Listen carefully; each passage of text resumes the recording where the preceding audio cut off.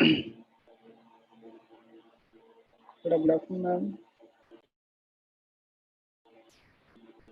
Hello.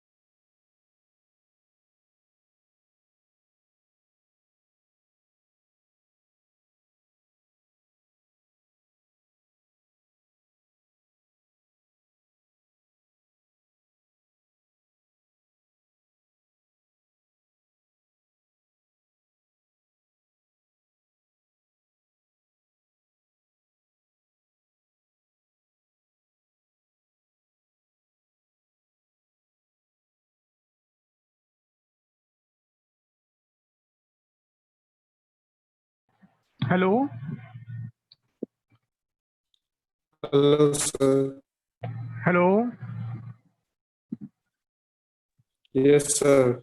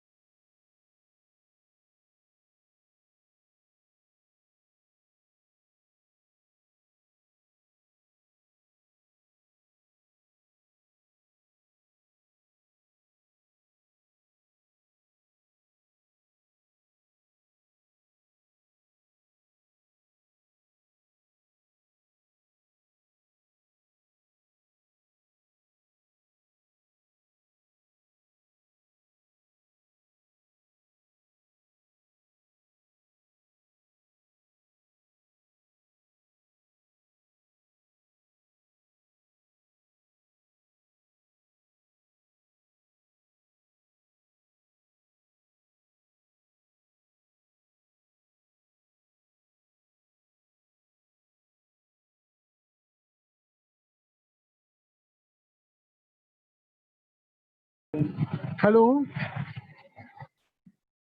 hello, hello.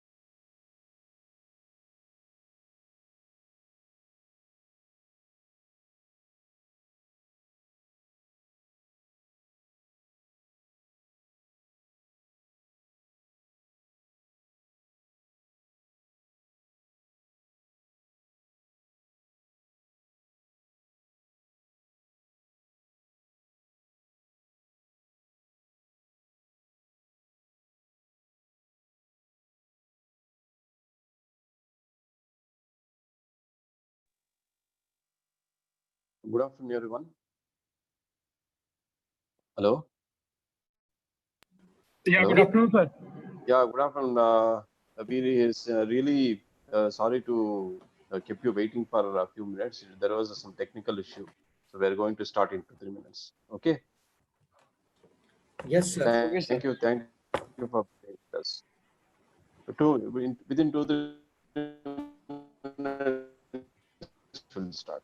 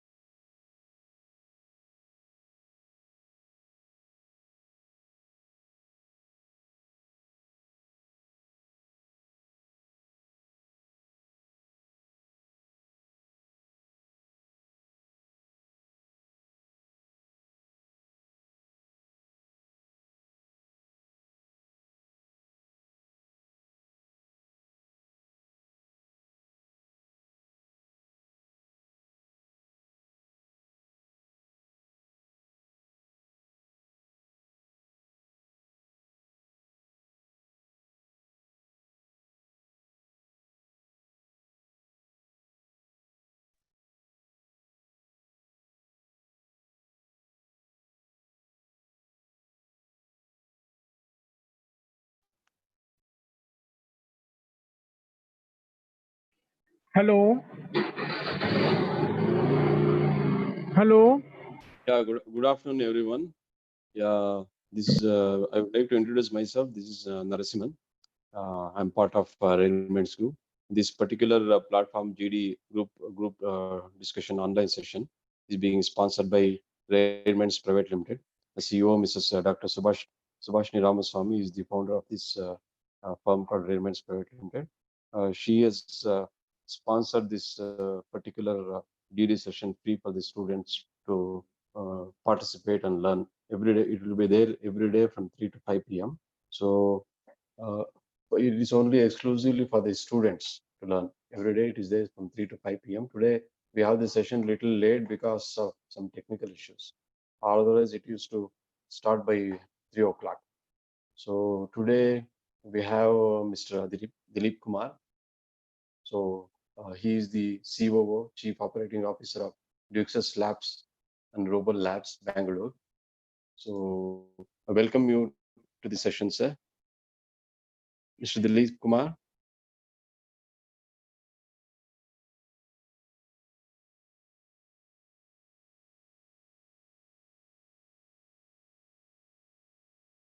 He will be joining in a few minutes. In the meantime, we will start the discussions. Okay, we'll go with the first topic.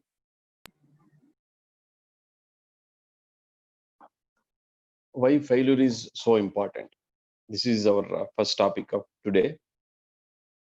So students can start. Sir, we have to speak in English or in English only or in Hindi also?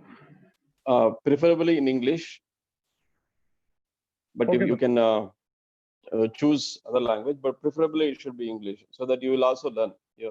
No matter whether you are don't worry about the grammar and other things. Start discussing in Hindi, in English. Sir, please write the topic in the chat box. Yeah, sure. Yeah, sir. I will start, sir. Thank you so much for continuing it, sir. Share the topic in the Yeah, chat sir. box I will with the share. pointer. Yeah.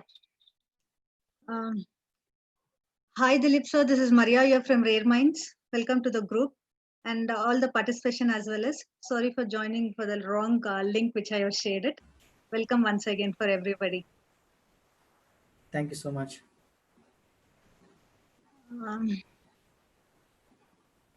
So all of you will be given the topic, today's topic. The discussion will be starting in a few minutes. Yes, sir. I would like to introduce. I would like to introduce our Rare Minds, sir, once. Then we will go ahead with it. Maria. It is already done, sir. Have you done the introduction? Just share the topic in the chat box. Let them start discussion. Sure. So the first topic is, can failures teach you important lessons in life? Yeah, before that, Maria, our mentor has came back. So he would like to have some few words to the students. All right, Dilip, sir. Yeah, I would be Dilip, very sir. happy to get connected to all of you. You know, as Narasimhan sir already introduced, you know, I was in defense for 5 years, you know, working with aeronautical aircraft equipments there. Later, you know, I came up and started my own company, which is again to defense products which we design and robotic equipments we're working on. So more of training also we are working. So this is a unique opportunity. It's called Disucssion Labs and Robot Labs. Today, Narasimhan sir is invited for me to be one of the moderator here to get in touch with all of you youngsters. Let us see how it goes. Over to Maria, ma'am. Yeah, sir, we have the first topic as failure is so important. This is our first topic. So students will start discussion. Can failures teach you so important lessons in life? Okay.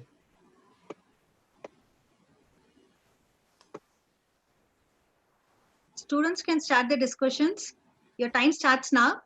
15 minutes from here for the first topic. Yes, madam. Thank you. Am I audible, madam? Yes, Ganesh. Before you starting up, please introduce yourself. Yeah, madam. Yeah, madam. I'll introduce myself.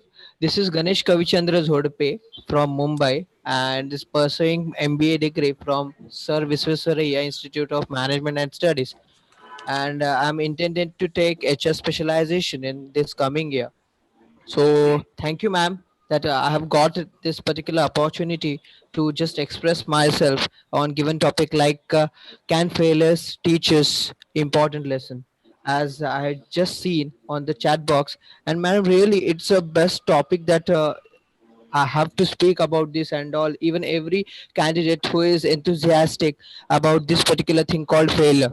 And right now, madam, I can say one thing, that this particular environment is that dynamic, and we don't know what type of thing that is stored for us and in coming times. And right now, we have challenging times as well.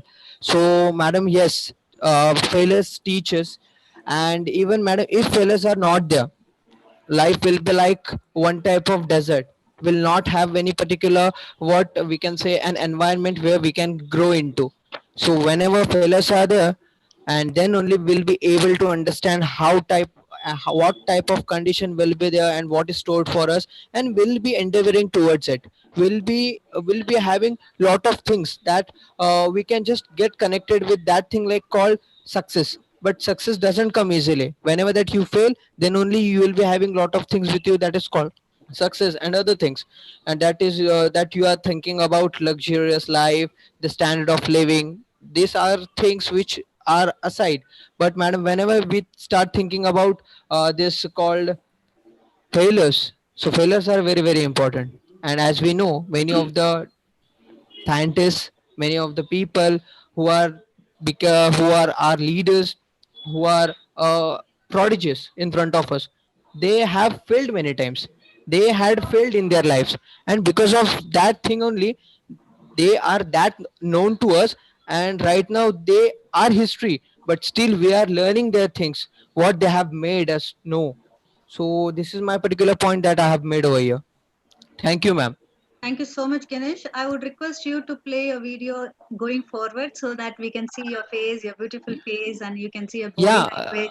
So, sir can give you the feedback or See, input on the same. there are some points on body language and appearance as well.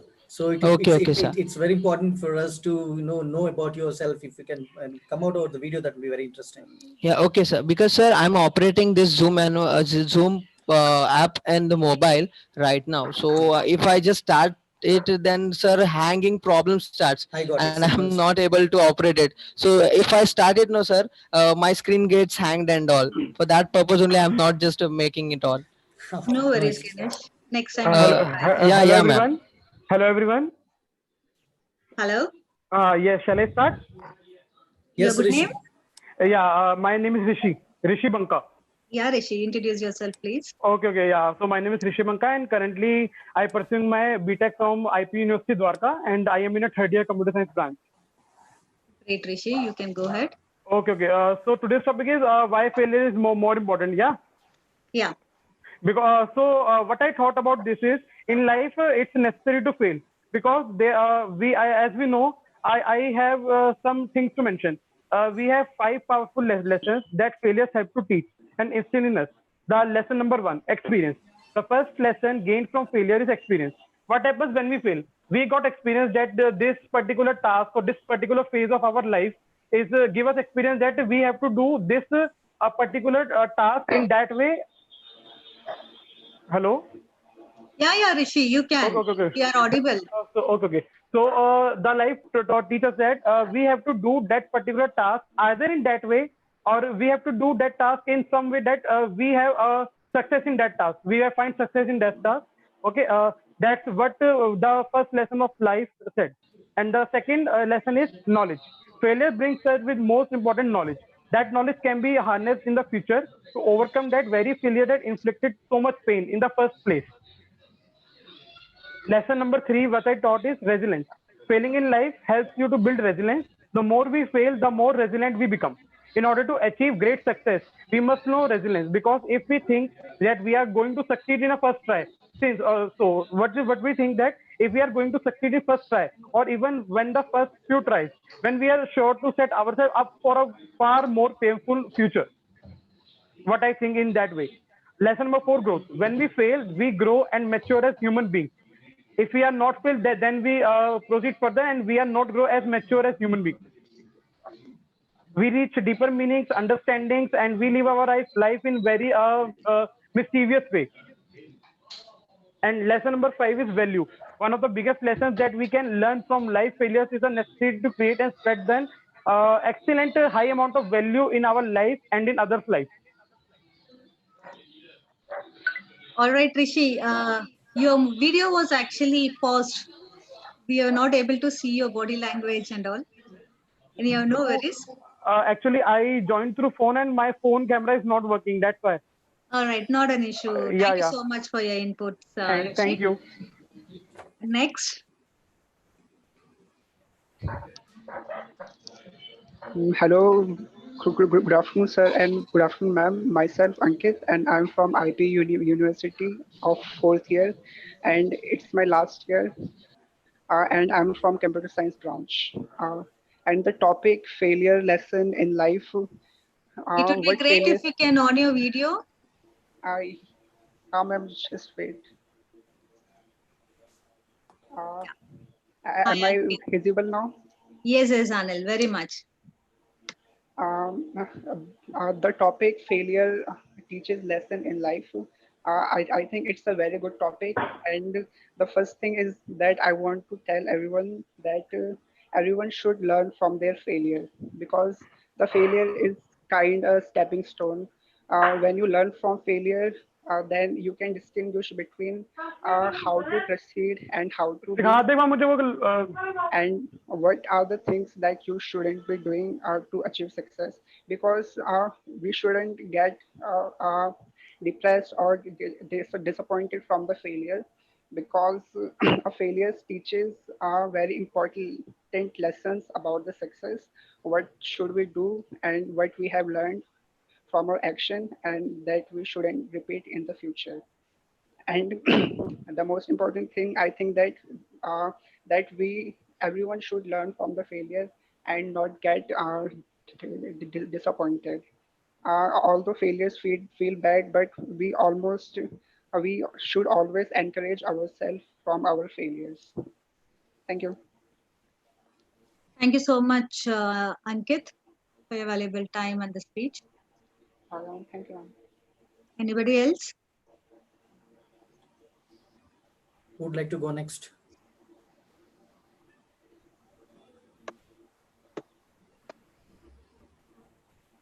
I would So- appreciate if others can participate. So the Archie? leadership quality is seen here if you come across. Yeah, Archie, you can take up.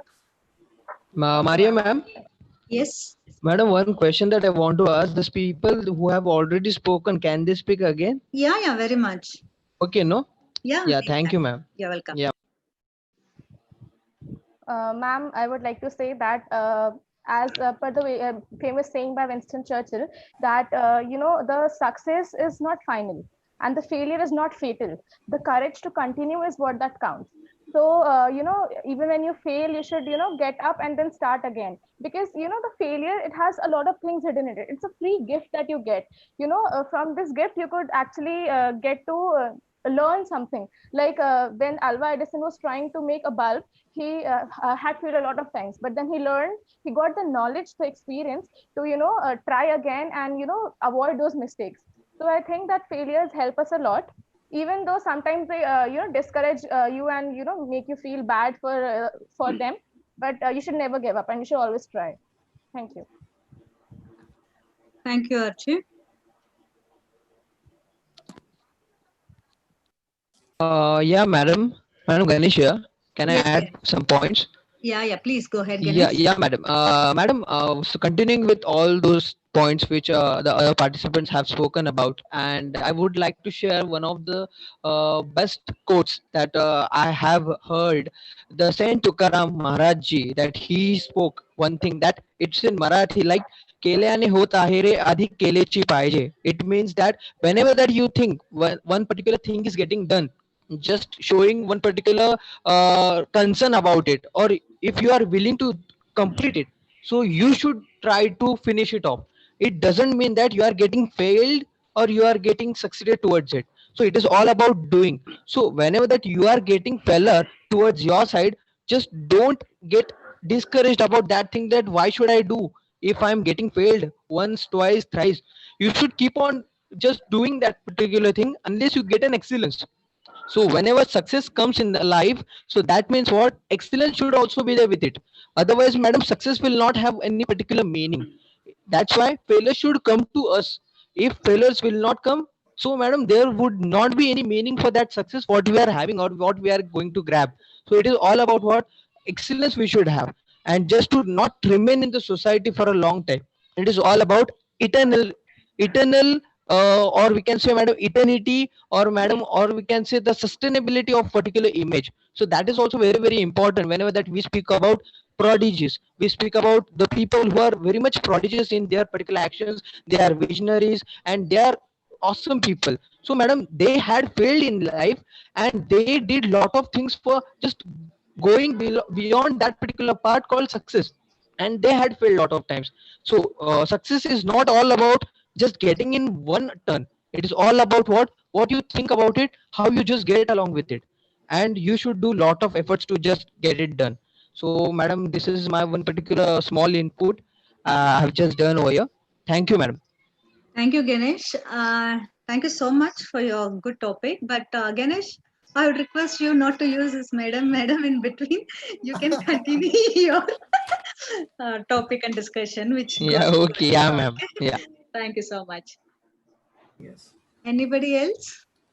So, ma'am, I want to add that failures provide opportunities to understand the gaps between what you want and the results what you got.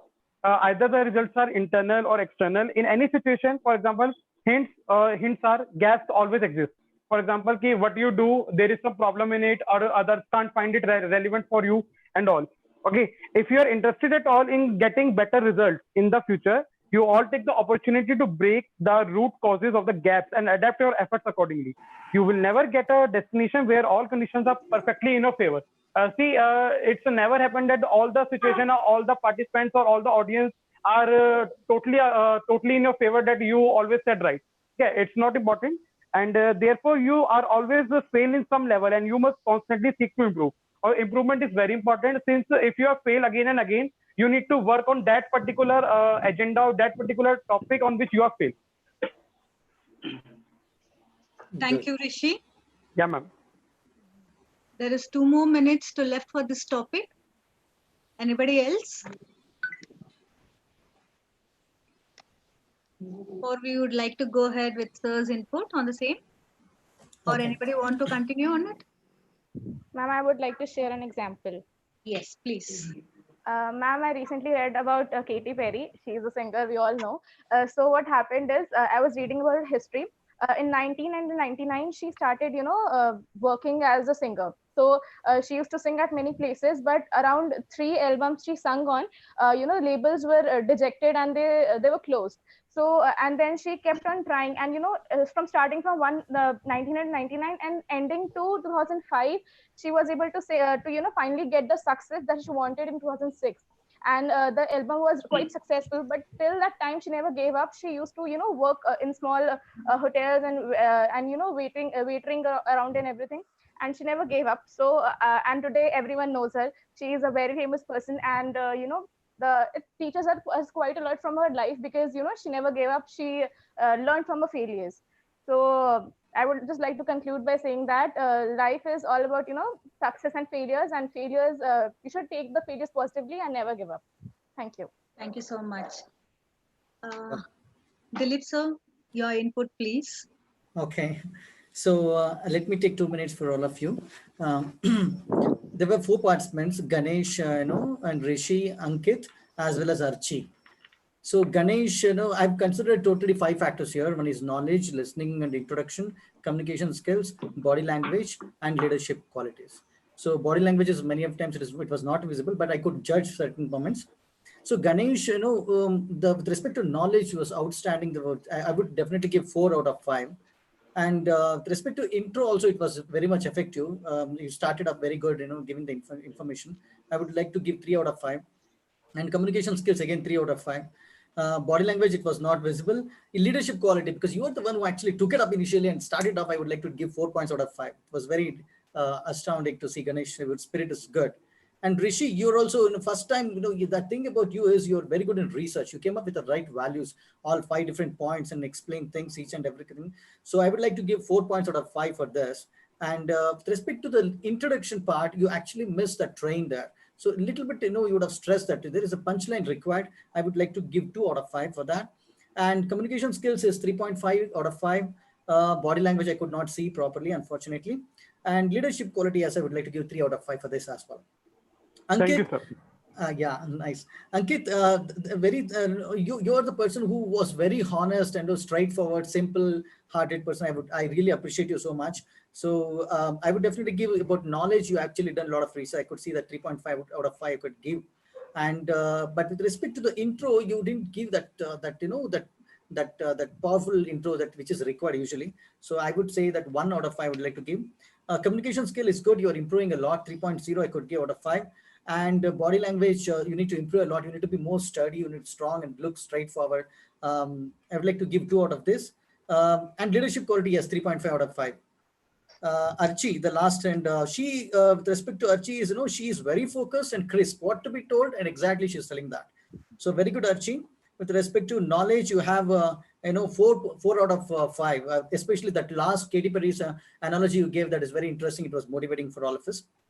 And listening, again, 4 out of 5 can get. Communication skills, 3.5 out of 5. Body language, yes, 3.5 out of 5. You have that instinct that you go and push it like that. That is very interesting. That Joe should be there. And leadership quality, I would like to give 3.5 out of 5. You can improve it again a little more. That's my outcome, Maria. Thank you so much, Dilip sir, for your input. Students, you have any questions on this? No, ma'am. All right. Thank We you, will sir. move on to the second topic, that is agriculture with manufacturing industry in India. So your time starts now from your 15 minutes. Hello. So talking about agriculture, we could clearly say that India, in terms of agriculture, has been, been a very cooperative one in globally. It has around 7.6% of, global contribution in agriculture.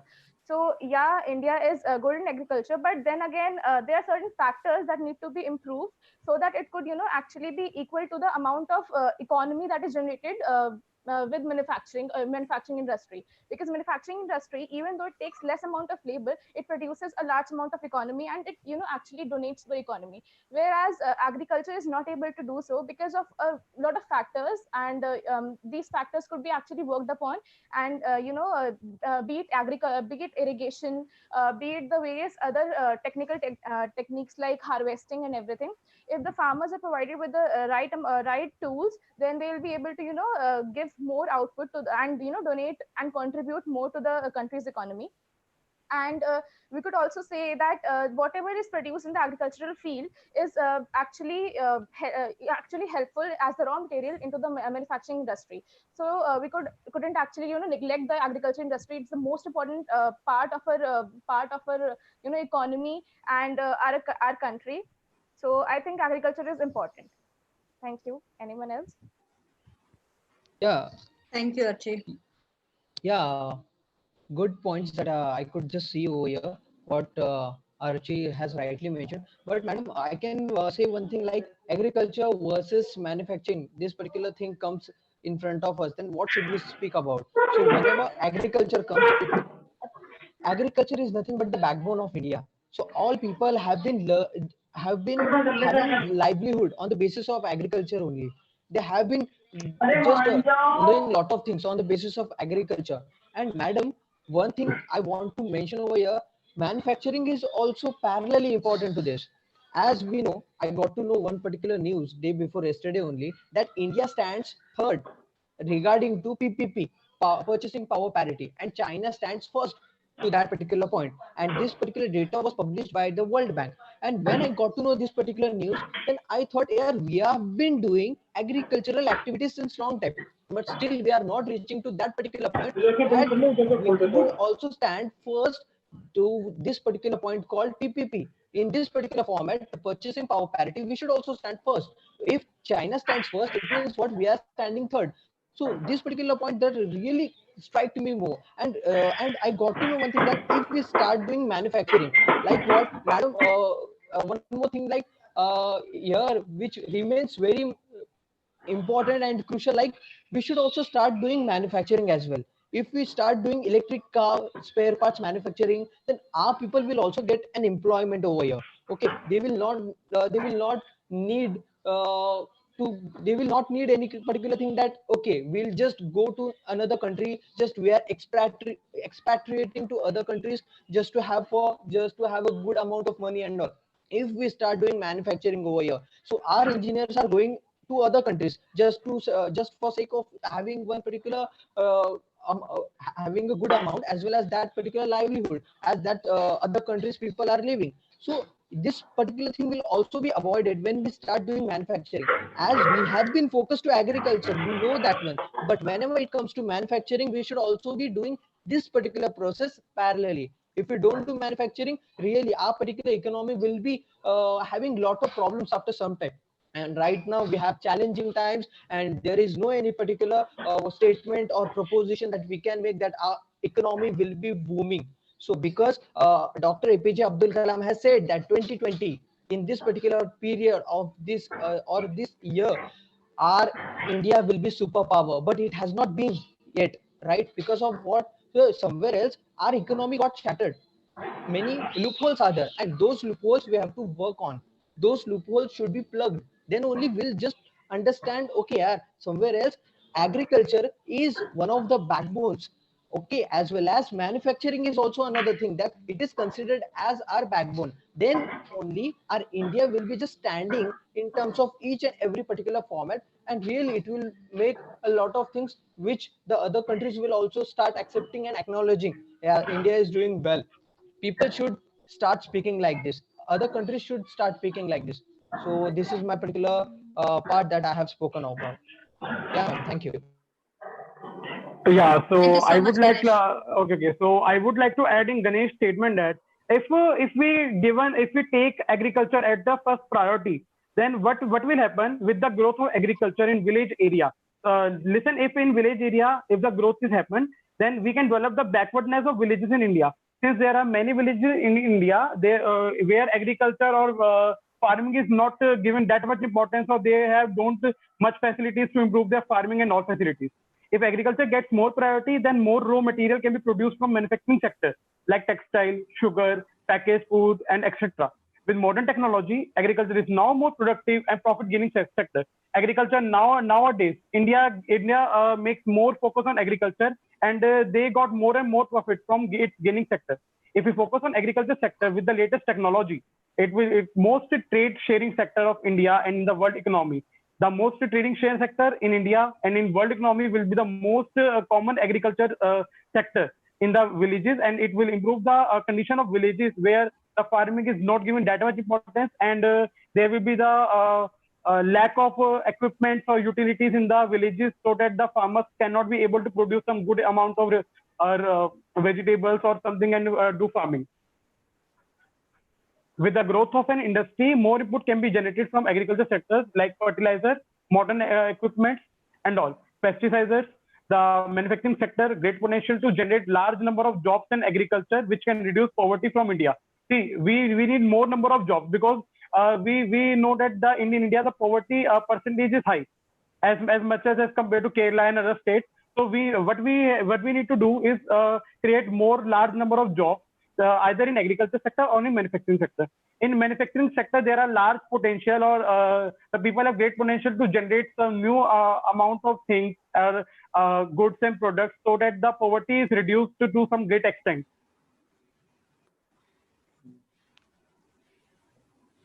Yeah, that's over from my side. Thank you, Uh, Rishi. yeah, you rightly mentioned by Rishi.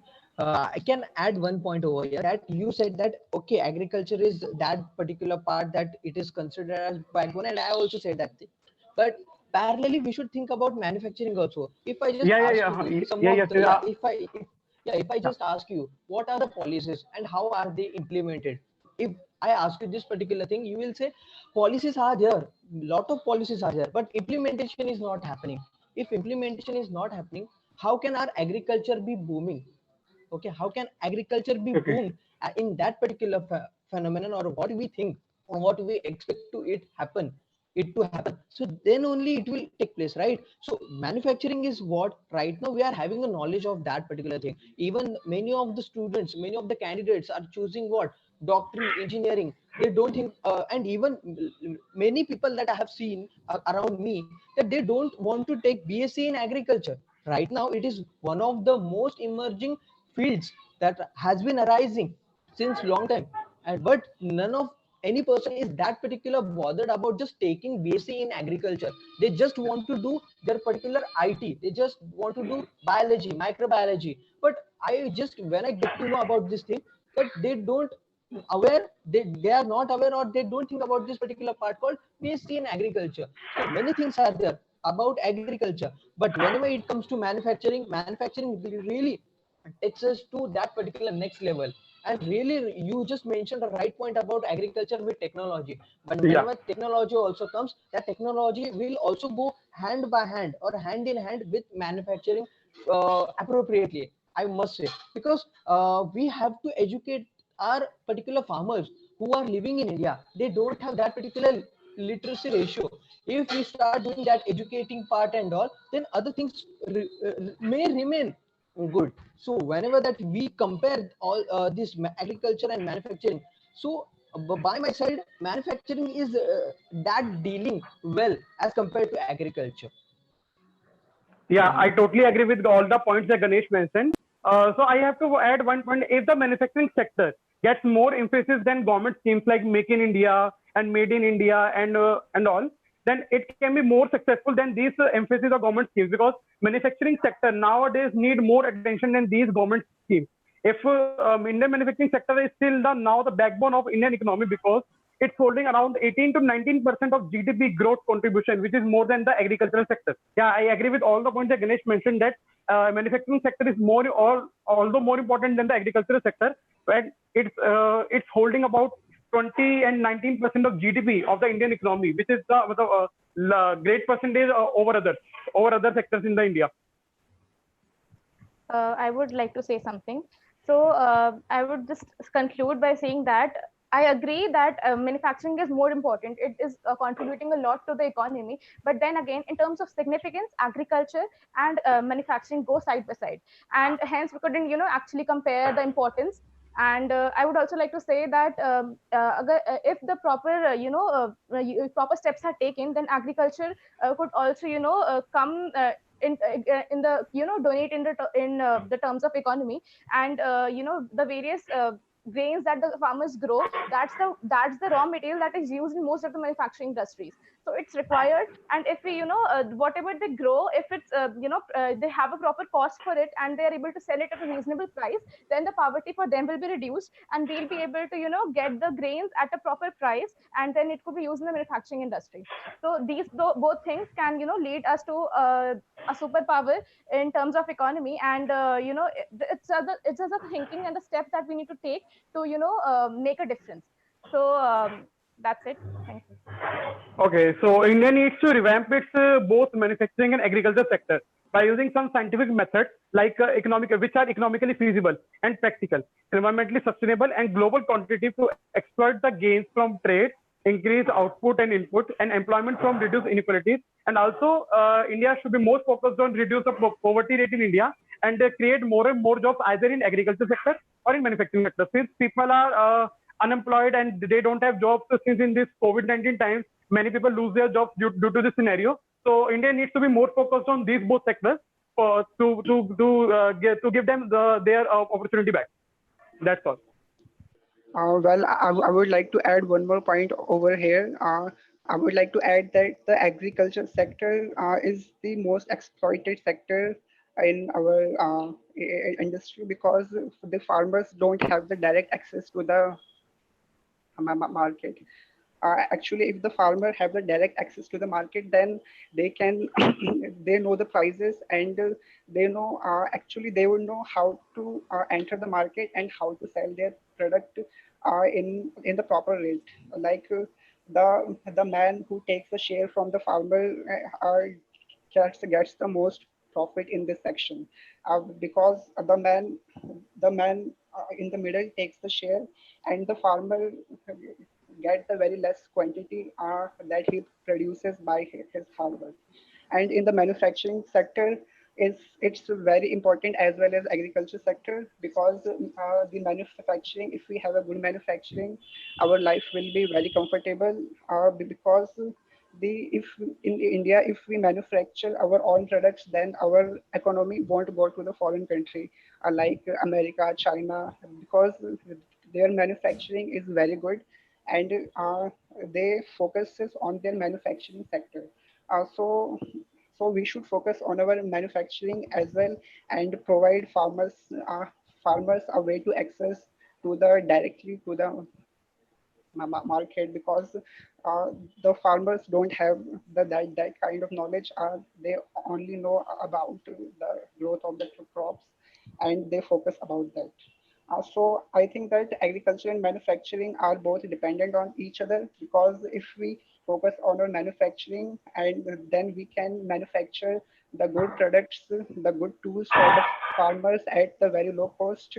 I think both are dependent on each other. Thank you. Thank you so much, Rishi. Thanks for every participation who had spoken about this topic now. So the time is completed for the second topic. Thank So you, we ma'am. would like Yeah. to go with Dilip sir for the inputs. Yes, Maria. So it was very interesting to see that, a lot of new opinions have come about. Especially Archie, the way she started was very good, interesting. There are new factors which I've counted this time. With respect to knowledge, yes, of course, you had right knowledge, and that authenticity is very much required. When we give certain things, we need to give that credibility. By, say, for example, he was telling, I think Rishi was telling, I think with respect to you, no, Ganesh was telling with respect to the World Bank, something like that. So when you get the accreditation from certain localities, that will be very interesting. So for that, I will give 2.5 for the accreditation. And there is something called as counters and counters, yeah, like this. So for that, that there are certain things which you need to work on it. So I would definitely give out a 5, 2.0 for this. You need to remove those things, clip those things. And the flow of thought was very good. You constantly keep on generating the thoughts and keep pushing into the pipeline. That was very interesting. 3.0 for it. And opinion, whatever you had to opinion in the starting and proving that, so till the end, that was interesting. So you had 3 plus 0.4, totally 4.0 you got for 5. The opinion what you had, you continued with that. So finally you told that agriculture is very important. That's very interesting. So when it comes to Ganesh, yeah, Ganesh, you gave it the credibility with a lot of giving the taking the authorities to, especially APJ Abdul Kalam and all. You also concentrate on the policies, so that gives an idea that you have done a lot of market research. And so 4.0 I would like to give for this.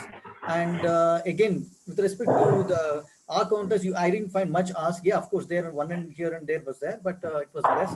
So 4.0 for that as well out of 5. Flow of thought was good, again 4.0 for it. And proving your opinion, you always wanted to say that manufacturing is more important. Of course agriculture is important, but manufacturing is much important than agriculture. That was Ganesh was telling. So you had this opinion right from starting till end. So you went ahead and you gave your opinion rightfully. So I would like to give 4.0 as well for that. And Rishi was very interesting. He has improved from previous session in compared to the earlier discussion. This discussion, he has gone 4.0 for the knowledge and authentication itself. And of course you had a lot of ask, Rishi. I would like to remove that, work on it, ask and use and that. So 2.5 I would like to give for it. And communication skill is good. You slowly developing a lot of that means your flow is good, especially that flow of thought. 4.0 I would like to give. Body language, I'm sorry, proving your opinion. In between it got fluctuated. You took at agriculture, then you added the manufacture, then you concluded with the hybrid model. So I would like to give 3.5 for that. And Ankit, yes, very interesting that you are very slow, but you're very straightforward. I'd like to appreciate that. Your practical thought process, for example, understanding the not just policy wise, you're understanding actually what is happening with the farmers, that they need to enter into the market, how difficult they are facing. So that is very interesting. 4.0 I'd like to give for that. And of course, a lot of R's and U's and this way there, thus you need to remove it. You need to work on it, Ankit. So 2.0 for it. With respect to flow of thought, it was very interesting, 3.5. and improving your opinion. You had crisp, and you started with something and you ended with the same thing. So 4.0 I would like to give for all of you. Yes, Ankit. Thank you so much, Dilip sir. The conversations are going up very fast and it's very Thank you, good. sir. Thank you so much, sir, for your wonderful feedback. Thank you so much. You're welcome. Yes, sir. I would request Mr. Navneet as well as Simran. You guys also, if you can participate, that would be very helpful for you guys to grow yourself. So rather just being on mute and listening, I would request you also to get participated in the conversations. Simran, hope I'm audible to you. Navneet, can you just talk and introduce yourself, at least Navneet and Simran? Yeah, sure. Yeah, Simran. So please participate, Simran, so that it will be useful for you, right? Yeah. Okay.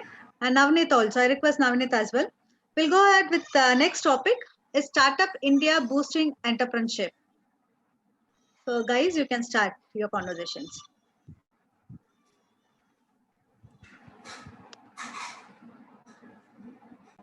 India has, developed and grown a lot since the few years from the because of the Startup India project that is started by the Narendra Modi government, and because of this particular initiative, around 4,500 new business startups have come into the market and have been registered successfully and are working right now. So we could clearly state that as per the recent ranking, global ranking, we have reached the third position in terms of business world, and the RBI as well is helping a lot by donating around 10,000 crore rupees for just the startups, and to encourage them economically.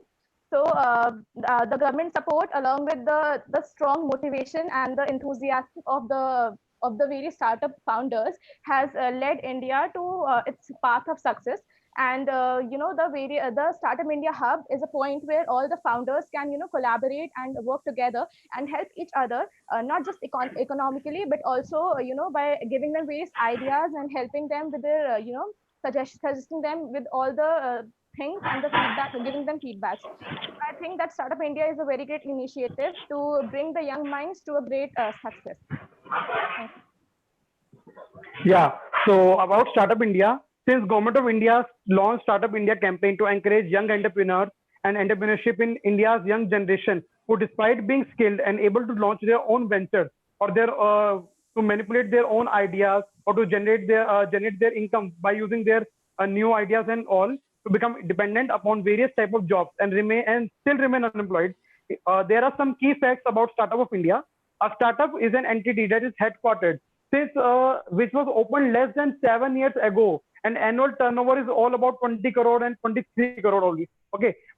Ministry of HRD, Department of Science, Technology have partnered in an initiative to set up 75 startup support hubs in the NITs, IITs, ISS, and NIPER. Since they are topmost colleges of India, NITs, IITs, and all, the Reserve Bank of India has assured to take steps to help improve the ease of doing business. They provide funding in the country and contribute to an ecosystem to conductive for an economic growth and the growth of startup businesses. Okay, so India's democratic dividend to conclude with the startups with high potential. And one of the main thing the challenges and hurdles that this campaign found is they are finding so many challenges and hurdles despite commitment by the government to provide all the support and finance. The biggest challenge before success of this campaign is parameters of ease of doing business, corruption, availability of skilled labor, among others. Startups find it difficult to have access of credit. Attracting investors to fund ventures or getting loans from banks are perennial problems for startups. Despite all the commitment, banks are not giving loans to startups without prior credit history. Many times, despite raising sufficient initial capital, startups find it difficult to survive as they can't match revenue and burn rate, mostly because of change economic factors. That's why this campaign find more and more difficulties and hurdles in their growth.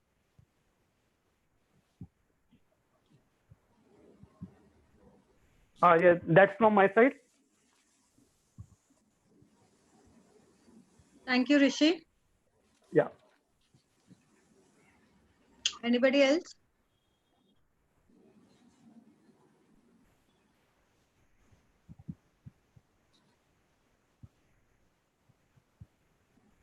Rishi, I think there is one point that I quite unagree on, I don't agree on, that is that even though, whenever, let's suppose that, you are starting a startup and someone is, actually aiding you and financing you with it. And they have to actually, they have the right to check if you're authentic or not, if your startup is, able to, go forward and become a success, or you'll be able to carry it forward or not. So there are certain factors that need to be checked. And, if you are not, you don't stand on those parameters, then you have to improve and focus on those factors, and then you could actually successfully start a startup. So the government is aiding those people who are actually able to, they think that they have the potential and the authenticity to work and bring it to success. And if they let's suppose they invest into something that is, they don't see the future, because those people that judge whether your startup is authentic or not are also quite educated and experienced in this field. So if those people think that you need certain improvements to be done into a startup, then I think that's a good thing for you, because if once you're able to improve upon those things, then you are able to collaborate with the various institutions in India, their VCs, the vice chancellors, and the people in the private sector, and you get a lot of support. And it's just a matter of time, some amount of patience is required. So I think that's it. Yeah, I agree with Archie. Yeah. Okay. Anybody Since else? what we Simran? see, okay, yeah. Anybody else would like to join? Simran, Anil? You can continue then, Rishi. Okay, sir. Sir, what we see in last 2 to 3 years, there has been increase in startups in versatile areas like retail, food delivery, consulting. In food delivery, we have Swiggy, Zomato, Food Panda, and all, and e-commerce websites, medical services, delivery services, fitness, among others. On the average, 800 startups are born every year. Startups are evolving in terms of product capabilities, networking, taking calculated risk, venturing into new spaces. Since there are two areas like Delhi NCR and Bangalore has highest number of startups predominantly because of economic activities of population of both the cities. Cities like Jaipur, Chandigarh, Chennai, Jodhpur, since they are small towns or cities, they are witnessing to increase their startup activities. Some successful startups in these areas like Zoo Rooms. For example, the cities like Jodhpur, southern states like Karnataka, Kerala, Telangana have showed better results than the rest of the country in terms of their policies implementation for these supporting startups. Since they are the small countries, they don't have much economic growth and they don't have much funds to give their startups. These states are focused on improving infrastructure, especially in the tier 2 cities. Launch of Kerala IT mission, which focus on fetching 50 billion in investment of the startup ecosystem, is a great example. Kerala has been made first India's telecom incubator startup village in 2012. Very nice. Yes, sir. Anybody else would like to join?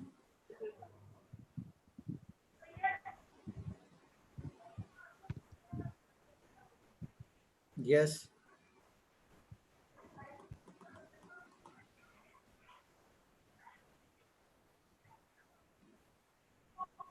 What about Smriti, Simran, Anil?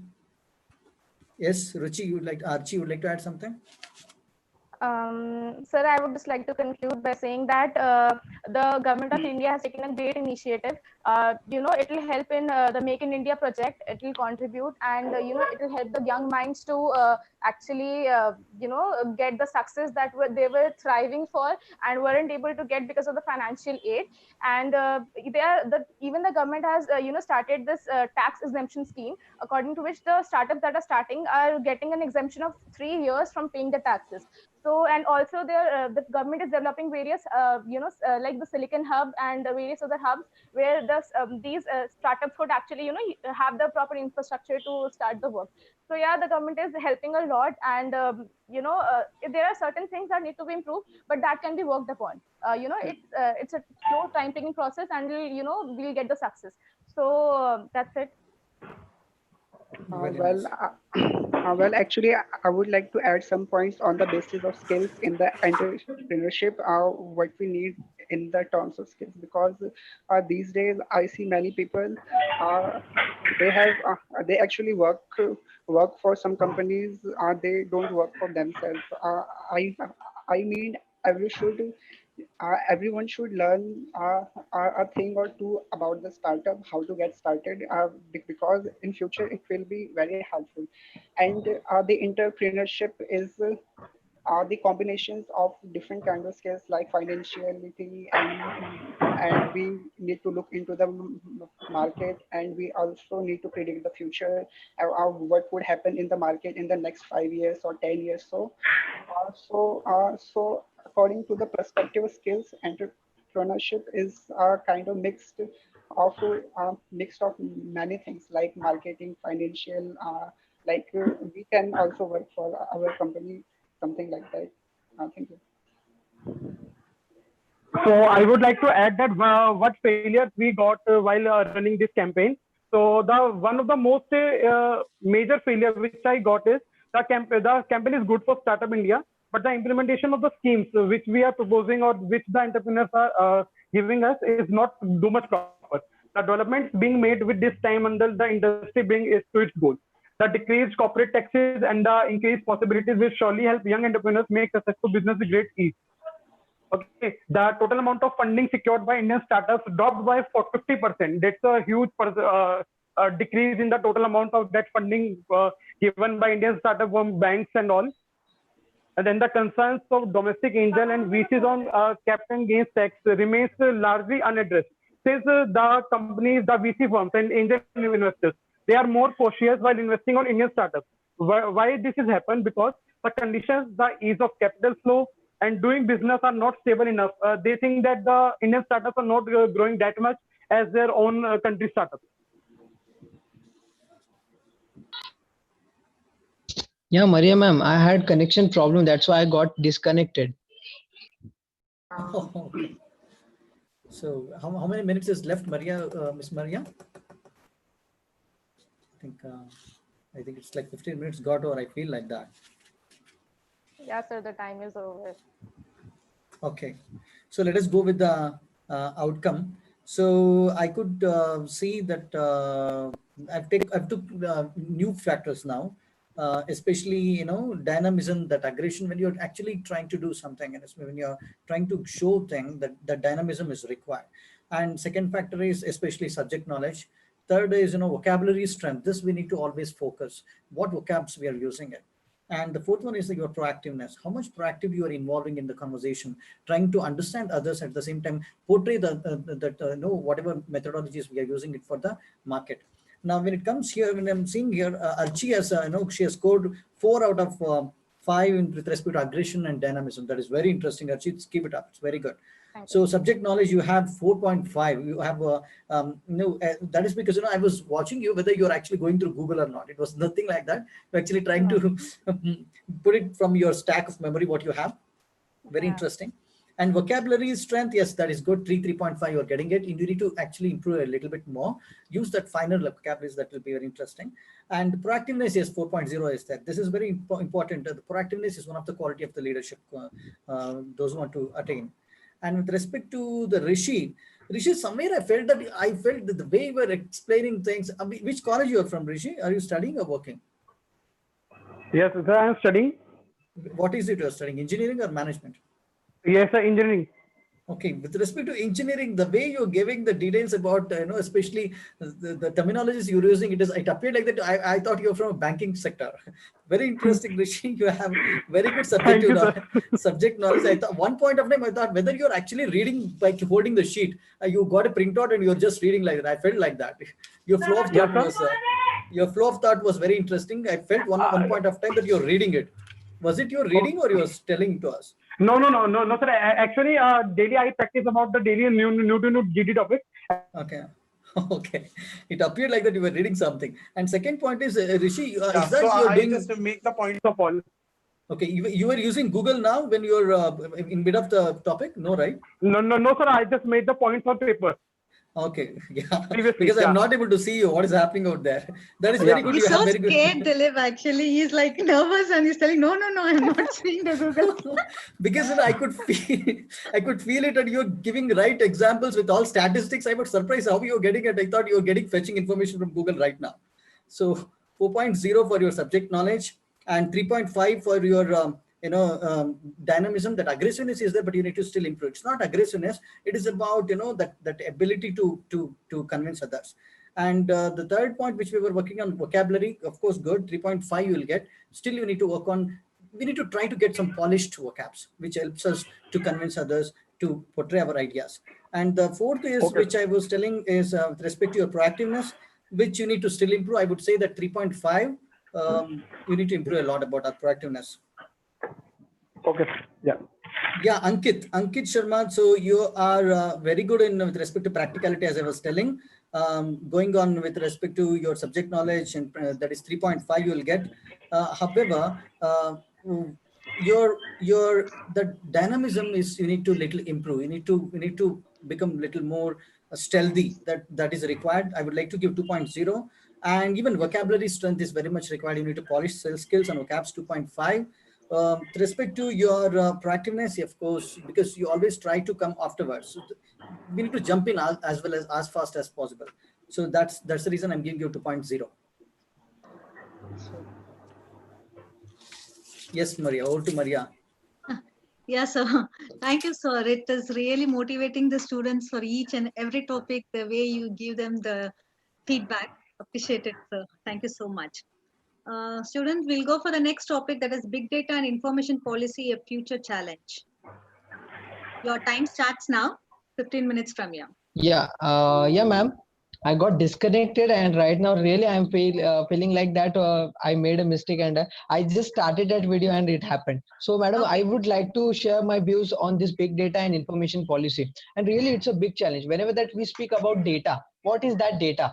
Data is all about the information which might be stored in one particular, we can say, hard copy, or it is in soft copy. And really, it would be a one type of future challenge, as we know the conservation of data is not that particular simple thing. So whenever that it comes to data, protection of the data is very important thing. And another thing, like, the data is just getting stolen by any other person, so that is also one of the other things. If just we talk about just drawback and all, so the data data store and how it is to be used, that is also very important thing. So this data and information policy where remains very important, that the in upcoming years, in forthcoming years only, will let us know that how this data will enable us to understand how the things are going to change. And as I said earlier, this complete environment is that particular dynamic in the nature, and that we don't know how this data is going to work. And really it will become one type of a big challenge, that how we are just getting into with data, how just we are just dealing with that data. If we have data, and data is nothing but the particular oil of one engine, and it is nothing but a lifeblood of any of particular career. If you don't have data, if you don't have profound knowledge about it, and will not be able to do anything regards to this particular point. And so that's why I think so the books what we are reading, what we are learning, the principles and all these things are just on one particular part called book. Whenever that it comes to data, so it is all about analyzing the things, analyzing the situations, just getting into those things. And practical knowledge, the pragmatic world has to be analyzed by us, and this particular feeling is given by this big data and information policy. And really it is one of the biggest challenges what we have in front of us, so preservation of data. And that is why we are just learning this ML, like machine learning and Python, the various languages we are learning. And another thing I can just mention over here, that robotic knowledge and all, then artificial intelligence. So that's why all these things are very much important, just to not just to have a profound knowledge about it.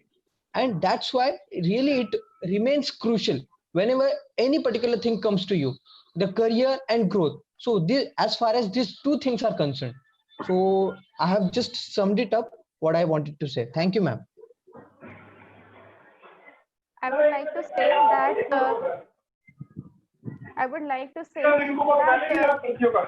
Rishi, can you go for mute for some time? Yeah. Yes, Archie. I would like to say that the data is basically the money for any company. When once the customer realizes that the data that they have given or they have put into the company is stolen or is misused, they won't invest or take part in anything that has anything to do with the company. So they completely switch the company because of there are many options in the market today. And one of the major scandals that I would like to bring upon here is the Facebook scandal with Cambridge Analytica. The scandal was so big that a lot of people claimed that a lot of data was stolen and sold to the Cambridge Analytica by Facebook, and it was quite a big scandal. And I think that big data is actually a big challenge, because there are certain factors that need to be ensured, and the data scientists, even though are working a lot on it, and finding various technologies that could actually ensure that the data is safe. But again, there are certain things that are lacking behind, be it the cybersecurity. We could use various things like encryption to actually cryptography to actually safeguard the data. And if we use cryptography to a proper in a proper manner, then using cryptography, the data can be secured, and it could be the company could actually claim that the data is safe and the customers won't be facing any lack of security or vulnerability because of the data. So I think that certain factors like cryptography, and also I would like to bring up the fact is that if you use multi-party computation, that is used in blockchain, and it could Bitcoin, it could actually be a great success if the data that is the company is holding, it could be distributed among the various of its small components in small portions. Then the data cannot be altered by a single computer, and also the data could be distributed. So if a single person wants to steal the entire data, then he has to have the access to all the computers, so it becomes next to impossible. This is the major reason why blockchain and blockchain is very successful today, because no one could hack it because of the multi-computation system. So I think that if we apply it into the big data field, it will be a great success, and hacking and stealing of the data will be next to impossible. Thank you.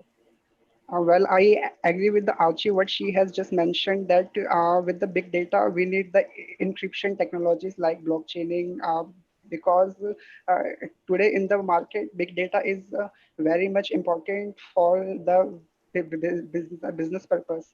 For the business purpose, because through the big data, the websites or search engines take our data, they record our data, and on the basis of that, they know what we search on the Google, what we search on YouTube.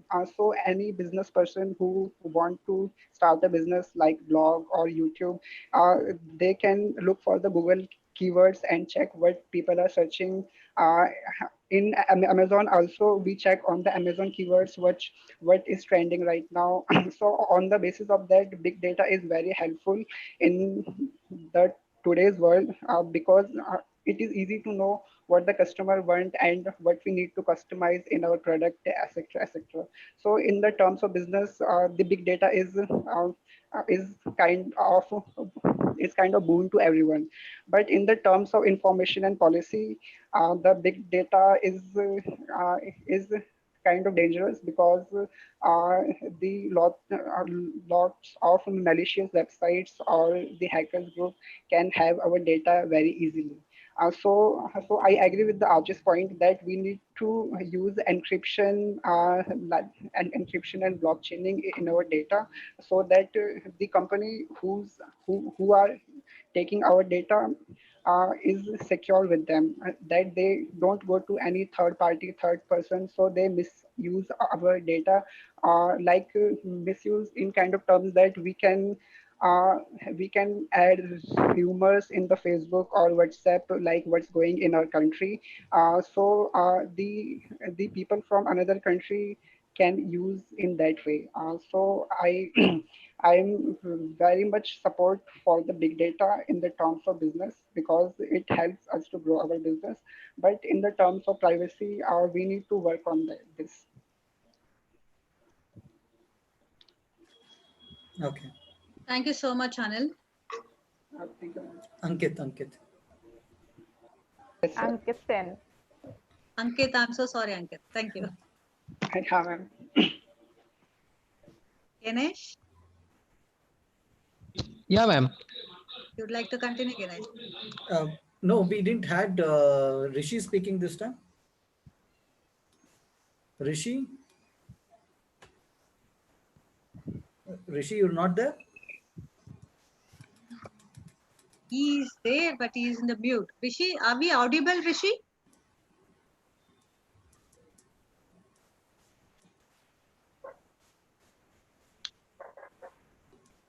Okay, anybody would like to continue? Take over. Yes, sir. Sir, yeah, one point is very, very important. I think so. Son has talked about it, like vulnerability. Whenever it comes to vulnerability, what comes to mind? So people not that particular this particular platform just doing this online buying and selling. But sir, right now we can see it is nothing but one type of future that we are seeing from this time to another time, and we are just and just have COVID and era right now, and still people are doing a lot of things in online environment. It means what the people are doing, people are willing to do that type of online buying and selling. But they need one type of consolidated platform where they can do all these things separately, as well as they can do with that transparent aspect. So that transparency, if comes, then really it would be one type of challenge. But I don't think so that this challenge would not be just sorted out, or this challenge will not be solved, or we can say just tackled out and all. So let me consider this one particular point, and just let me tell you one thing, that if this particular future is there, then really this will also create a lot of people which have a lot of knowledge, and this profound knowledge will help us get into that particular format that we want to go, that we want to stand for. So this thing, sir. And last thing, like sir, people are just started learning a lot of languages. Even they are not learning other languages like Hindi, Marathi, and they are Sanskrit, German, but they are starting learning languages like COBOL, Python, C double plus, then Fortran. All these languages are there, and really these are helping us. And it is all about what, gathering an information. But the particular unethical use should be stopped. As far as this particular information is concerned, we have to do all these things in a one particular way, and this chronology will also help us get out of this particular problem called vulnerability. Thank you, sir.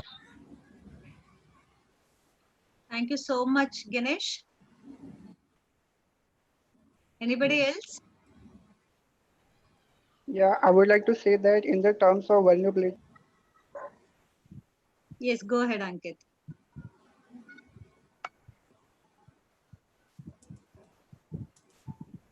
Ankit?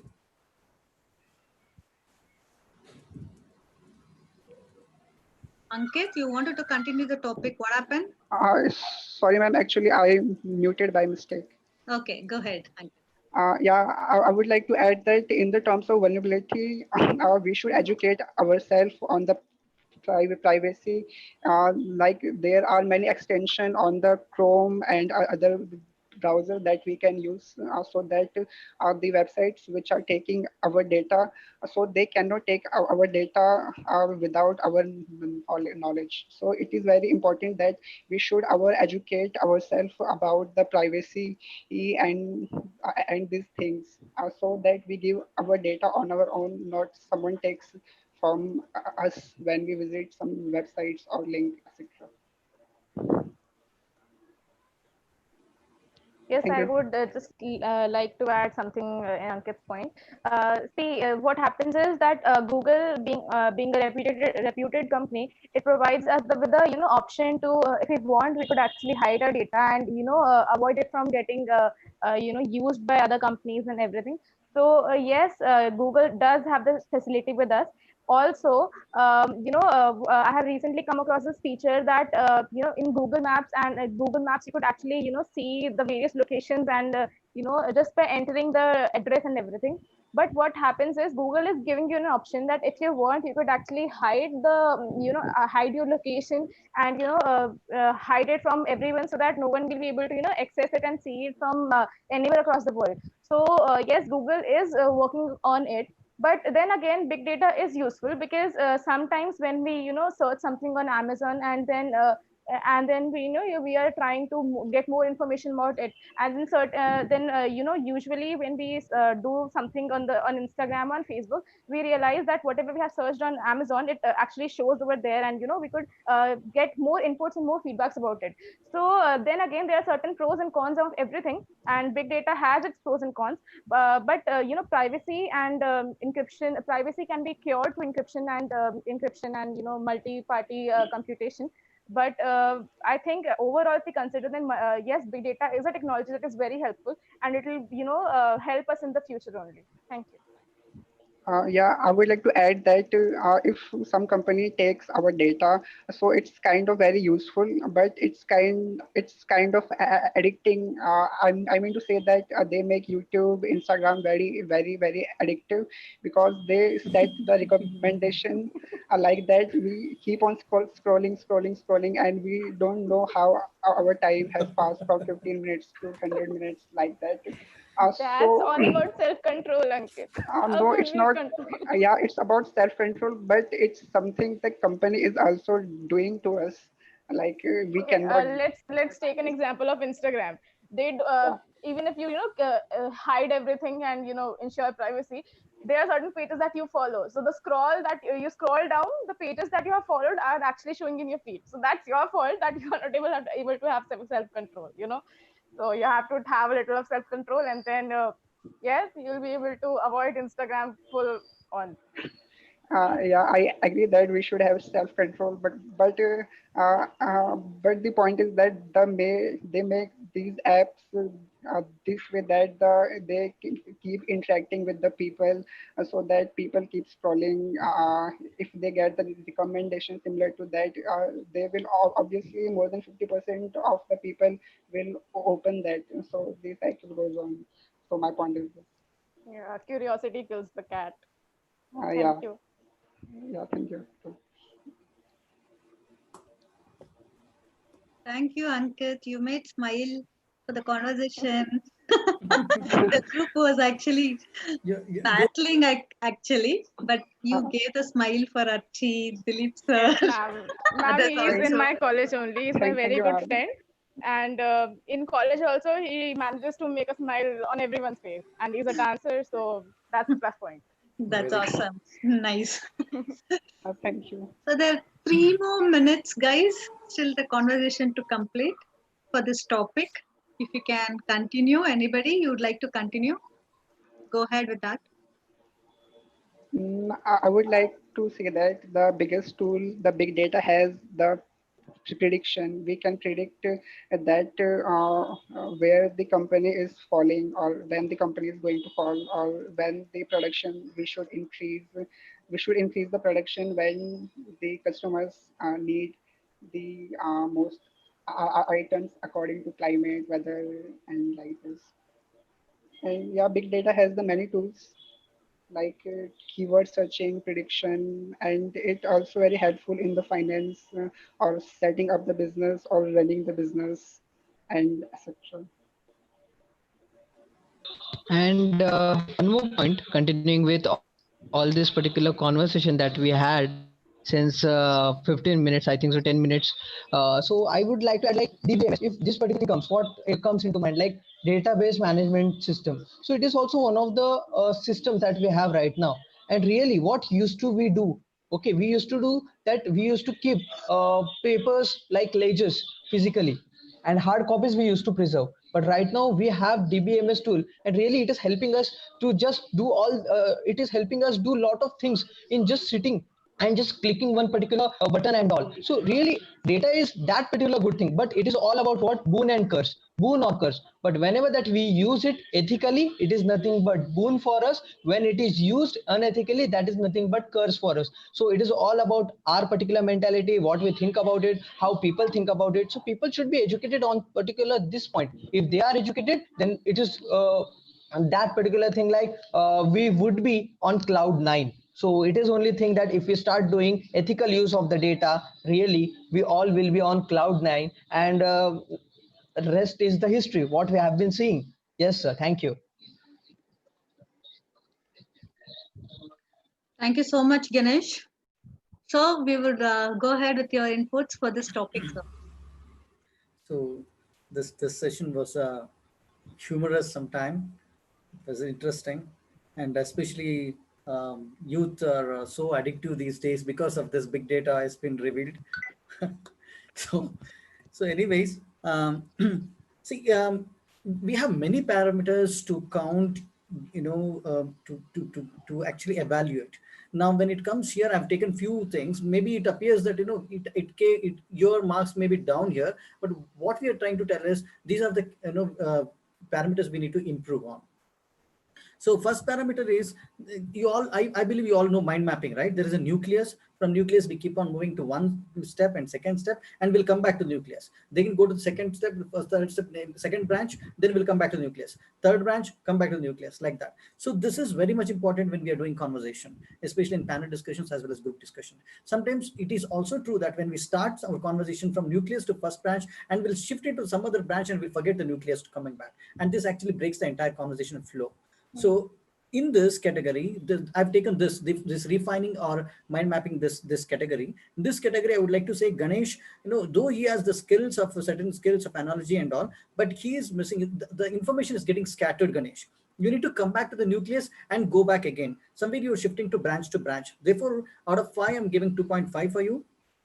And introduction was very good with you. The way you do this introduction is very important. Introduction means it always start with a punchline. You create the first 3 seconds, first 5 seconds is what you actually attract the audience. So that introductory punchline is required. So Ganesh is very good in that. 3.0 I would like to give. And analogy is also important. When we are doing, see, a lot of brain doesn't work only logically. We need to give emotional figures into it, such that it creates the interest. So analogy or some story or some comparison is very much required. So in that, Ganesh is good. I would like to give 3.0. And conclusion is very much important. What all we've told, and finally put all together in one crisp model and give it to the audience. So with that, I would like to say, Ganesh again got 4.0 out of it. Only thing is, Ganesh, you need to work on that refining thing, especially on mind mapping thing. 2.5 in that, okay? Yes, sir, sure, sir. Actually, you're much better. You're doing a lot of things, a lot of good things. Only thing is you're messing with respect to introductory thing. You need to always come up with one strong punchline, then start it off. Otherwise, everything is fine. So 3.0 for in the this refinery speech, and 2.0 for introductory and analogy. You are very good in analytical and logical thing. A lot of explanations you are giving, but emotionally we need to give some story to the people. So that's the reason you're getting 1.0 in it. Keep ads, compare something, put out something, explain something in your experiences. So then conclusion is very good. Again, 3.5 crisping. Ankit, you are very good in practicality. You think very stimulus with respect to world, what is happening. So 3.5 you got in refinery speech, and introductory you need to really work on it. I would like to give 2.0. That itself is actually more. You need to really work on introductory thing. And with respect to analogy, yes, you need to add some analogies. You're good, but you need to add a lot of analogies. 2.5 you're getting, and conclusion is good. Again, 3.5 you're getting for this. Ankit. Guys, thank you so much. We have a last topic, that is technology changing the face of education. So I would request you to complete within the 15 minutes of the time, so that it will not extend the timings more. You can start, guys. Yes, technology is what? Technology is somewhere that we think that something is which is pragmatic and very much practical whenever that we start doing. And really, it really makes us educated about that. So technology is that only. So whenever that we start doing things just in online environment, it is not all about technology. Whenever that we start learning it, and whenever that start delivering the things, so that comes to technology part. If I have done banking and insurance part, so this is nothing but my education that up till now what I have completed. So that time I just got to know about DBMS. I just got to know about the other languages. So it is all about languages only what we have, and it means what technology. Really, the topic is all about that madam has given. Technology is nothing but a one type of challenge right now, because if we don't use this particular technology in the proper way, what will happen? We'll just be at a one particular point that we'll be finding ourselves that we have not done anything. But we should keep abreast with the technology. right now the people who are not using technology, what we say, outdated people. So new term I got to know when I just completed my 10th standard. At that point, obsolescence. So obsolescence comes over there in the picture. So we should keep abreast, as well as the other things should also be kept into mind, that we should try to link this technology with other things, and then all things will be as easier what we just think. And really I think so that it is nothing but a hot potato. It is nothing but one type of situation, that it is nothing but uphill battle. So technology will really help out revive this particular thing, revive this economy and all. So really I think that technology plays very important as well as pivotal role in getting the things done easily, effectively and efficiently. So this is my particular point all about technology. I would like to say that even though technology has helped us a lot, and in the current situation of COVID-19, the need of technology and for enhancing the education among the students is a very important thing. I believe that where there is will, there is definitely a way out. But then again, there are certain things that are out of our will and out of our way. Let's start with the internet access. The education is very much viable and easy if we have a proper internet connection. But around 12% of people in India have an internet connection, and the rest of them are devoid of that connection. And the right for education hence becomes impossible for them to do. What happens is that in various areas, various rural areas and the outskirts of India, the internet connection is not available, and hence due to this current situation of COVID-19, which came all too suddenly, as per our education minister of India, we are unable to provide them with the internet connection, and hence a proper way to educate them. Education for them has become whatever they have in terms of books only. So even though we have various platforms, be it Zoom or Google Meet or anything else, if we don't have an internet connection, then I don't think that education will be possible for them. Besides this, I think that technology has helped us a lot in educating the students. And me myself, I have made various projects along with Ankit, my partner here, for educating students. For us, we have made a small smart class type of module using Python, which could help the students to learn about the augmented reality of the solar system. So yes, technology has helped us a lot. And earlier, when we used to be students, we used to we were taught the various concepts of physics, and it used to be very very typical and very difficult for us to understand. But now, using smart class and augmented reality, virtual reality, we could see the various models and understand that okay, this is what the structure of atom looks like, this is what the movement of electrons look like. So the imagination has helped us a lot, and it has become a great success. But then again, we after all of this, there's one single point that leaves untouched, that is, do all the people in India have an internet connection? No, we don't. So we have to work on it so as to help the children get educated, and this technology will be helpful to the entire 100% population of India. So if the government could actually, it's a slow process, I know, but if the government could actually make it available to all the students, then yes, India will be able to get and achieve what it wants, and the youth of India would be actually educated at a minimum price, and in a more efficient manner. Thank you. Okay, so I would like to add in the artist statement that there are two sides of this topic. Since the topic is technology changing the face of education, we have two sides. One are positive views, second is negative views. If we are taking the positive views, so at the point of positive views, since the technology is helping students to learn their concepts very crystal clear and to understand the concepts which they are facing, or which they are facing problems to understand that particular concept in either in maths, physics, or in class 11, 12, and all classes, they get their concepts are crystal clear by reading or by seeing the video on YouTube or any other platform. The other point is there are some online courses which increase the access of education and bridge the gap of quality levels among countries. Nowadays, anyone can do any course from any college or from any city or any state around the world just by using the mobile or laptop, nothing else, and have an active internet connection. With an availability of vast knowledge in the internet, students are clarifying their doubts very easily and increase their scope of learning. those traditional boring classrooms and replaced by the interesting video lessons or lectures with the help of technology and live sessions with their mentors and teachers so that they can interact easily with teachers. Because due to this pandemic situation, students are not able to going to school and colleges are off, and all the faculties of schools and colleges are taking classes Zoom, Google Meet, and Google Classroom, and they and students are able to interact with them and ask their doubts and clarify it.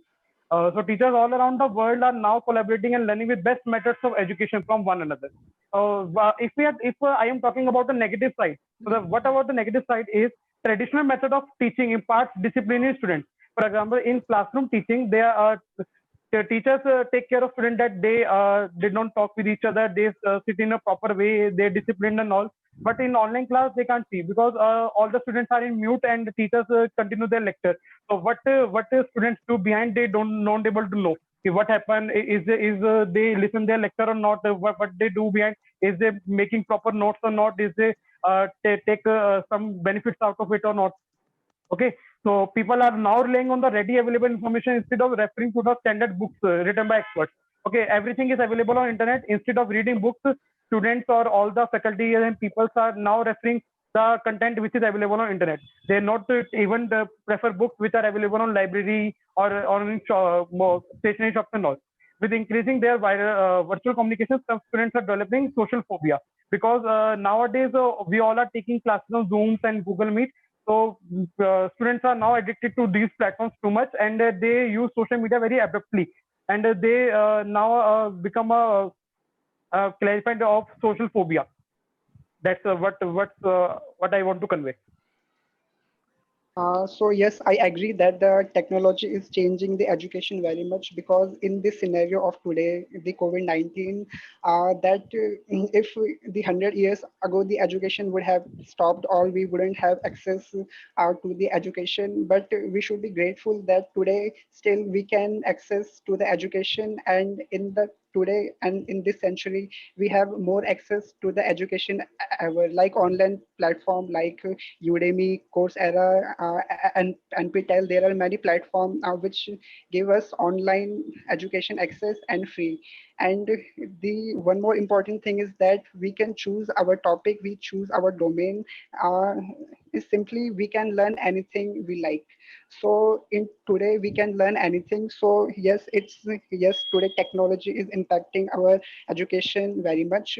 And the second point is that the people in India, like Archie said, the 12% of people in India has access to the internet. So if we don't have access to the internet, so how can we learn? So that's the major point. But it's not the fault of technology, it's the fault of I don't know whose fault, but it's not the fault of technology. Technology has been provided to all of the people. So we need to able to access it, and the government also should need to work on this to give access to all the people who needs it. So the technology can be considered as the how modern we are right now, because we can access anything and learn anything in our computers or phones. So yes, the technology today has affected very much. That's my point. Yes, rightly mentioned by all the participants, and they spoke about drawbacks also. It is really one thing that it gives me immense pleasure whenever that we talk about something, that I also talk about something like called drawback. So really, whenever a technology word comes or term comes, a drawback also comes. So Rishi mentioned one of the drawbacks, like what will students do? Okay, whenever that online and classes this term comes, it means what will students do? They might be just making their videos off, and they may be doing, and they eating pretzels, and they having a time pass. Okay, they are just passing their time. So it is also one of the drawbacks, right? But this can also be avoided, this can also be tackled. How? That we can just make them video on, and if this particular thing is not there, we can just do various things, like we can take lot of tests and all, which can really make us understand that how students are attending the classes, how they are regular to the classes, how they are listening to us, how can they answer. So sessions should happen, but sessions should happen in which term? Interactive.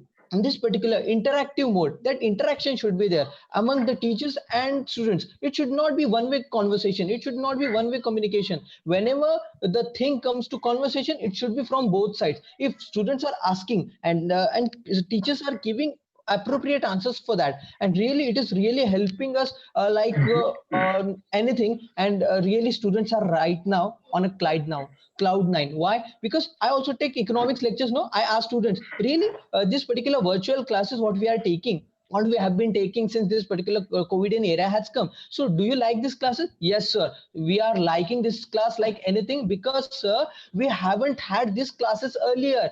If this COVID had come, if this COVID would have come earlier, really we would have had great classes over there. And really we are just interacting with teachers what we have not interacted with them early. So all these things are coming into the picture. The students who were just sitting on the last bench, they were not able to speak. Why? The professor was in front of them, and because of this thing only, they were not able to communicate with the professors. But right now, just sitting in this particular online environment, and professors are compelling the students to make their video on. So because of this thing, the students are tightly and strictly monitored what they are doing, and they are strictly writing also what they are telling. So all these things can also be measured under this particular term called technology, and technology is really playing a pivotal role as far as this particular financial modeling. And let me tell you one thing, by my experience only, I have experienced this particular things which I have never experienced earlier. I have completed about 13 particular courses from Bit Degree, Coursera, CFI. I did not complete all these courses earlier. Why? Because there was not one particular thing like this era and lockdown period. It was not there. But right now, in virtual uh, classes or in sessions, I could complete lot of certificates and various things like called the learnings and all. Really, all these things are becoming that particular easier, though we cannot think about it. And really, we could not think about it earlier. Okay, so I think so that really technology is one of the things which will make us grow to get a particular destiny and all. Thank you. Yeah, Ganesh, I agree with Guys, all the points. I would request you to complete the topic because the time of 15 minutes is completed. Ma'am, I just want to tell one point, major point, which I feel about Zoom. All right, go ahead. Yeah, Rishi, ma'am. no worries. So Ganesh, I agree with all the points that you speak, but I want to add that in Zoom, what I see that one of the unusual activity that students log into Zoom by using some other student name and their mail ID, and they just, or the other class students just come into the Zoom class and do some unusual activities, like destroy the screen, or playing some unusual songs, or playing some unusual content on the class to make students disturb and all. So these things that Zoom must take care to be completed, or just to take care of these things. For example, to not any other people, or just that particular person by using their mail ID should join the Zoom. Not other person using somebody other's mail ID should join that particular Zoom meeting or all. That's what I used to say. Thank you, Rishi. Thank you so much. Dilip sir? Okay. Very Overall, the topics you have given each topic the feedbacks. I would request you to give the overall feedback, how it went on. First, I'll give the feedback for this topic, then I'll give the overall. Sure. Thank you. So for this topic, I've taken 4 parameters. One is, when we are actually in the mid of the people, how gentle we are with the others, the attitude that matters, and the structure of the speech, where I've started, what I'm ending, how I'm going in the entire thing, whether I'm actually reaching the agenda. The third one is, so this is, we need to actually start using idioms as well as, asking questions. Are we doing this? Yes, we are doing this. Are you ready to do that? Yes, we are ready to do that. We need to add up certain things and we need to explain ourselves. That gives interest in the speech. And fourth one is the conclusion. So now when it comes to, Ganesh, with respect to gentleness, I would like to give 3.0. And the structure of the speech, somewhere, Ganesh, what is happening with you is when you are actually coming with the two parts. First speech is you give, and second, after 2 minutes or 3 minutes, once someone is completed, you come back again, you give the conclusion of that. So in other words, second time when you're coming, you're actually coming with very good preparedness. First time when you are delivering, somewhere something is missing. It happens many of the times you'll be beating around the bush. I would definitely say the technology word you would have used at least 15 times if I would have counted it. So we need to be a little critical in how we are preparing the speech and taking it to the right direction. And with respect to the idioms, as well as asking questions, yes, certain moments you are actually asking questions to the audience and giving the answers, but idioms also we need to use. So I would like to give 3.0 for this. And conclusion, overall 3.0, you have got to what you wanted to say and how you reach to the topic. Archie, you are again good in this gentleness 3.5. I would like to give structure of the speech 3.5. And with respect to idioms and the questions, asking questions, that is very good in you actually. You ask question and you actually give certain idioms, and that is very interesting. 4.0 I would like to give, and conclusion is 3.5. Rishi, you're good in this gentleness, accepting others and taking into everybody's considering everyone. So 4.0 I would like to give for that. And when it comes to the speech structure, that is again good, 4.0. Idioms, you're not at all using, Rishi. You need to use some idioms. You need to come up with certain questions. So I'm giving 2.5 for this. And conclusion, yes, 3.0, but still you need to give the right conclusion. In other words, conclusion is something, whatever all we have told, entire thing is scattered. We need to pick up all the points from every sentence and put it in one basket and deliver it. So that conclusion, you need to actually little bit improve on this. Ankit, you are very good in gentleness. That is your master of art. You are very gentle with everyone. 4.5 for that. And so 3.5 for your structure of speech as well. Idioms, not exactly idioms, but you're asking some questions. That is good. So I would like to give 2.5, but you need to prepare with some idioms as well. And the conclusion, you're good in conclusion, so 3.0.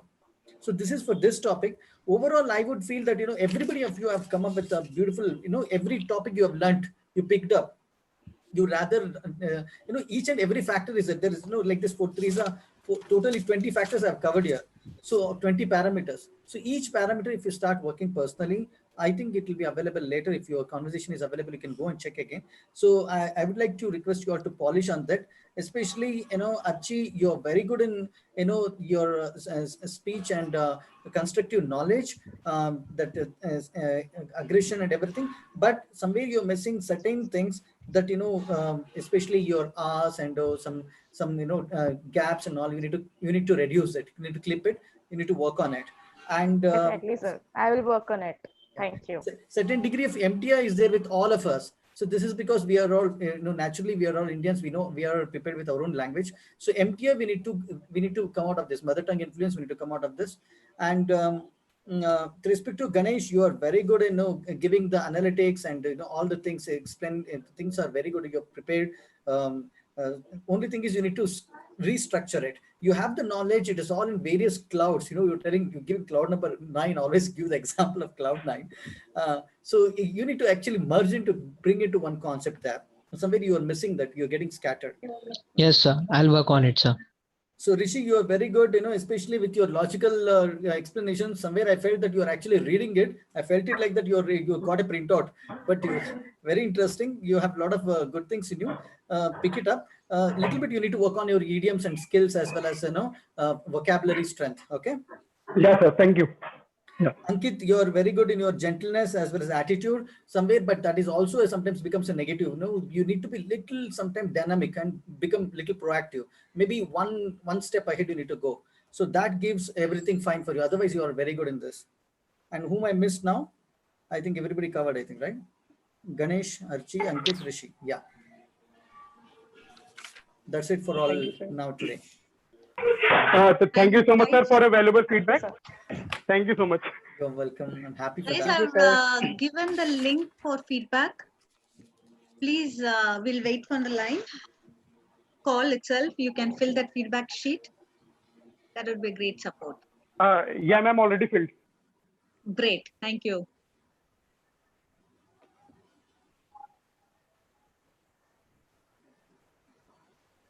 So exactly 5 o'clock. This is Yeah, nice. sir. So how was the overall the section, sir? How was the student? How did you I'm very happy for all these youngsters, that energy, that knowledge and inclination, that shows that they have this natural quality of becoming a leader. Each one of you, whatever you choose category of career, I would definitely say that you'll become successful.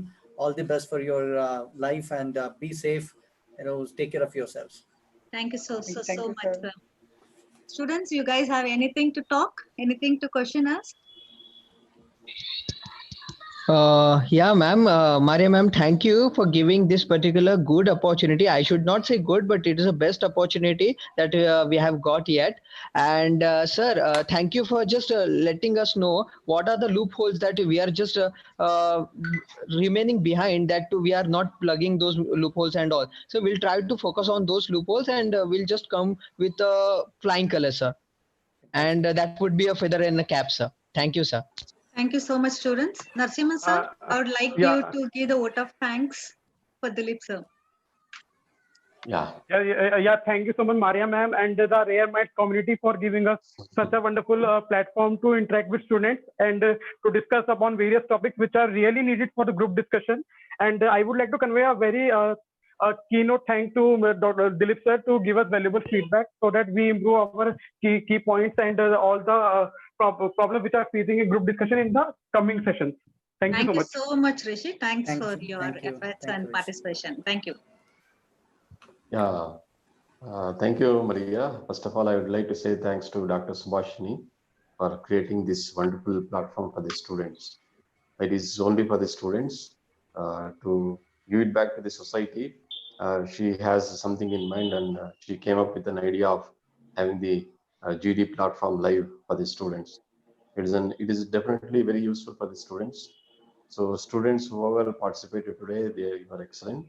But only thing is, my concern is, please share as much as possible. Refer to your friends and let them also come participate and learn a bit. Every day we have very good mentors. So today, Dilip sir was there. So with all his busy schedule, he could able to come, and thank you very much, sir, for coming here. I'm glad, sir. I'm glad.